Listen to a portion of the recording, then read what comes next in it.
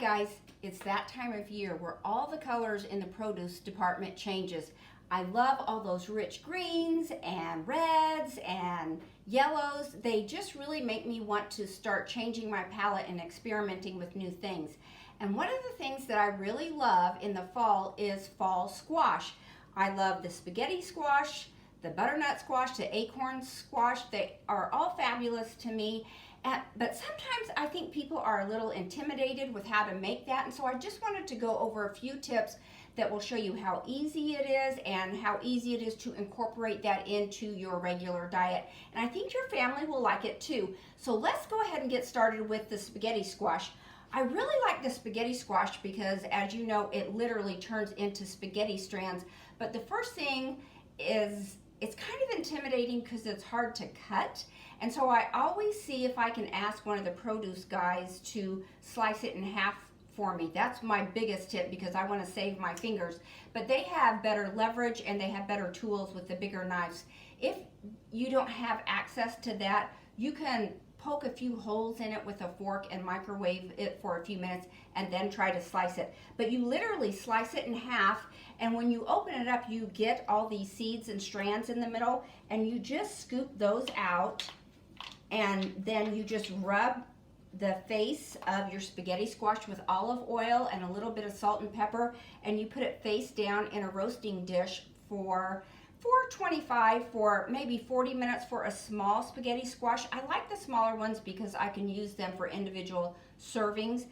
Bigger ones may take longer, but after they're done roasting, if my cameraman can zoom in on this for me, they come out like this, and you can see that you can just scrape them and it turns into all kinds of spaghetti strands, and you just fluff that in their, I call it a bowl, their little bowl, and then you can fill it with whatever you want. One thing that my family really enjoys is literally filling it with spaghetti sauce. So I have a spaghetti sauce on hand here that I've made, and you can just take that and fill the inside bowl with that. But there are anything that you can do. A Hawaiian theme, a Thai theme, an enchilada theme, a lasagna theme. I mean, anything. Just let your creativity be your guide. So top it with a little Parmesan cheese, and there you have just a beautiful little spaghetti squash dinner. And I'm telling you that you will not be able to tell the difference. The sauce really takes on the flavor, so it's a wonderful meal for any fall night. Next, let's talk about the butternut squash. Same thing, when you open up a butternut squash, again, I asked the produce guy to cut this in half because it's a little too tough for me. And you've got the seeds inside, you just scrape those out. If you want to roast it just like the spaghetti squash, you can do that. But what I do with mine is I take a potato peeler and peel off the edges and then dice it up, and then you just roast it again at 425 for about 40 minutes, and I stir it about halfway through. Salt and pepper, garlic, whatever you want to season it with. These are great because they can just be a side dish, or you can make enchiladas with them.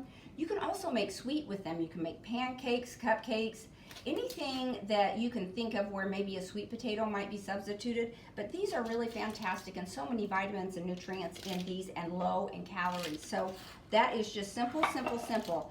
Lastly, maybe my favorite or most dear to my heart is the acorn squash, because I grew up with my mother making that for us. And of course, when she made hers, they were filled with tons of butter and brown sugar and cinnamon, all the good stuff that I still enjoy today, but I try to limit. So when you cut that in half, and let me say, the skins on these are a little bit thinner and a little bit softer, so if you need to, you can slice these in half yourself. But again, you take the middle and you just scoop out the seeds. And what I have done, oh wait, let me tell you this little trick. Before you put it in your pan, I make a little aluminum foil ring, so you can just set that in there in case it's not level. That will help keep it level.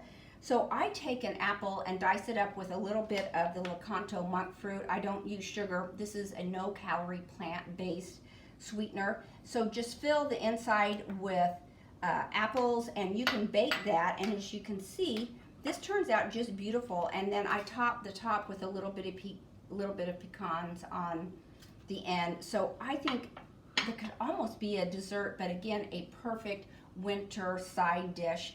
I love all these things. Don't be intimidated by the squash. They are really fantastic and easy to make.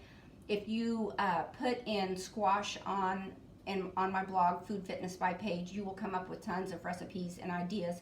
And of course, Pinterest has it as well. So thank you so much for watching. If you tried these, send me a picture. I'd love to see it. And take care. See you soon. Bye-bye.